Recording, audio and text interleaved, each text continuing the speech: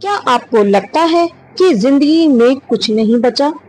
एक बूढ़े आदमी की कहानी है। पत्नी के देहांत के बाद रामू इस दुनिया में अकेला रह गया। उसका इकलौता बेटा बहुत दूर रहता था और अपनी माँ के अंतिम संस्कार में भी नहीं आया। रामू की उम्र 65 साल थी और अपनी पत्नी को खोने और बेटे के व्यवहार को देखकर उसे ऐसा लग रहा था जैसे उसके लिए सब कुछ बचा ही नहीं। समय के साथ रामू का दुख बढ़ता गया। जितना अधिक वो सोचता गया, उसका ये विश्वास उतना ही मजबूत होता गया कि अब इस संसार में जीना व्यर्थ है। एक सुबह वो टहलने निकला और घर नहीं लौटा।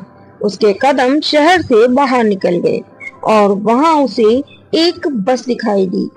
वो उस बस में सवार होकर कहीं चला गया। कुछ घंटों बाद बस एक घने जंगल से गुजर रही थी और वहां एक ब्रेक के लिए रुकी। रामू बस से उतरकर एक दिशा में चल पड़ा। थोड़ी देर बाद बस के हॉर्न की आवाज सुनाई दी, जो यात्रियों को वापस लौटने के लिए कह रही थी, लेकिन उसने वापस न लौटने का फैसला किया। वो जंगल में खो जाना चाहता था। घने जंगल में दिन में भी हल्का हल्का अंधेरा था। रामू ऐसे चल रहा था मानो उसे होश ही ना हो। गर्मी के कारण उसे प्यास लगने लगी। चलते चलते वो एक ऊंची चट्टान की ओर चला गया। उसके कदम अचानक रुक गए। जहां नीचे घाटी की ओर एक ढलान थी, वहां उसने देखा कि रास्ता दो लकड़ियों से अवरुद्ध था। वहां बड़े अक्षरों में लिखा था, खतरा। रामू ने इधर उधर देखा पर कोई नहीं मिला। उसे समझ में नहीं आ रहा था कि इतने घने जंगल में ये सब किसने लिखा होगा।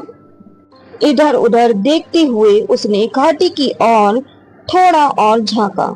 आगे गहरी खाई देखकर उसका दिल कांप उठा। वो एक तरफ बैठ गया और सोचने लगा कि कैसे कुछ पल पहले वो मरना चाहता था, लेकिन अब डर रहा था। थोड़ी ही देर बाद प्यास लगने लगी, पर वो उठा, लेकिन इतने जंगल में पानी कहाँ मिलेगा, उसने ये सोचा।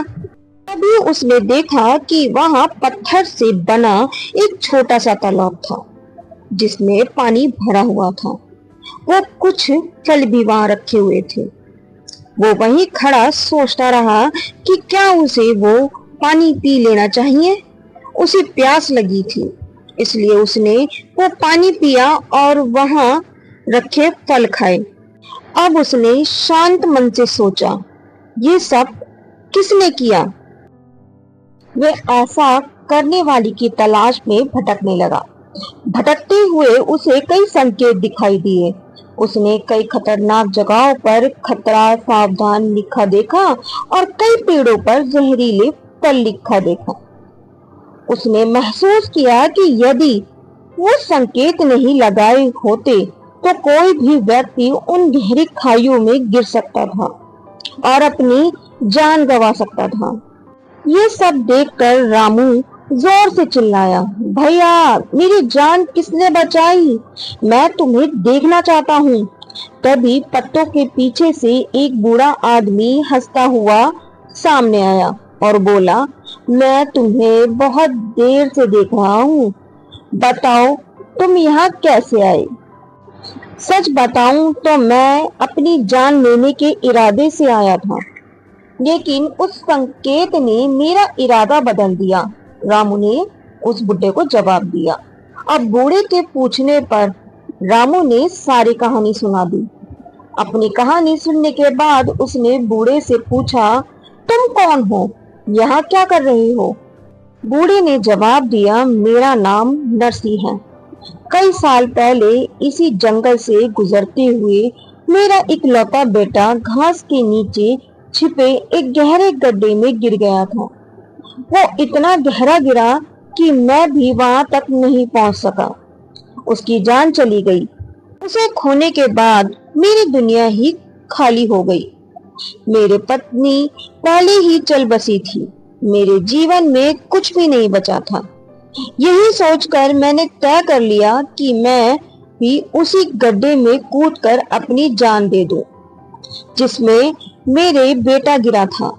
नरसी ने आगे कहा, मैं कूदने ही वाला था कि अचानक मेरे मन ने कहा, ये कायरता है। हो सकता है कि जिस तरह मेरा बेटा गिरा, उसी तरह इस जंगल से गुजरते हुए कई लोग अपनी जान गंवा दें।